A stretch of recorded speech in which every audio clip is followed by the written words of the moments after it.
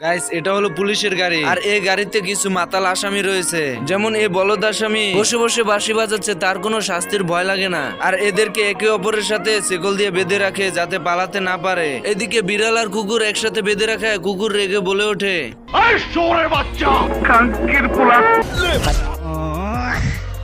কত হিম্মত একবার দেখি। আওয়াজ এত উঁচা কেন বাতি যায়? আর আপনারা তো জানেনই বিড়াল আর কুকুরের ভিতর আজীবনই শত্রুতা রয়ে গেছে, তাই এভাবে কিছুক্ষণ মারপিট চলতে থাকে। আর কালা কোট আমি লাল কইরা দিম।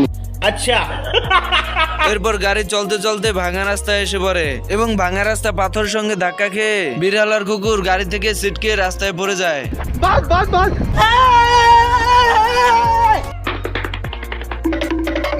এভাবে দৌড়তে দৌড়তে হঠাৎ বিড়াল গাছের ফাঁকে আটকে পড়ে।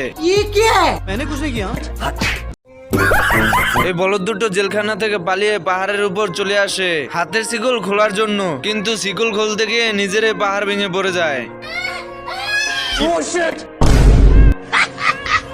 এরপর দুই বলদ চলে আসে হাতের শিকল বোম দিয়ে খোলার জন্য। তুমি কি পাগল হইলে না মাথা খারাপ? মানে কি পরিমাণ বলদ হলে বোম দিয়ে হাতের শিকল খোলার রিস্ক নেয়। এরপর দুই বলদে বুদ্ধি করে বোমটি নিয়ে গর্তের ভিতর ফেলে দেয়, আর বলদ দুটো দৌড়ে নিচে গিয়ে দাঁড়ায়। এর ভিতরে সেই বোমটা তাদের সামনে এসে পড়ে। এই লন পাজারো জিবের চাবি। এরপর চলে আসে শহরে।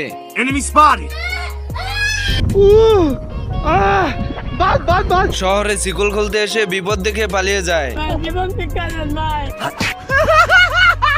এরপর পরিবেশ একটু ঠান্ডা হতেই দুজন বেরিয়ে এসে কুকুর বিড়ালকে বলতে থাকে, প্লিজ ভাই একটা মালের নম্বর জোগাড় করে দে। আমার চ্যাটার মাল।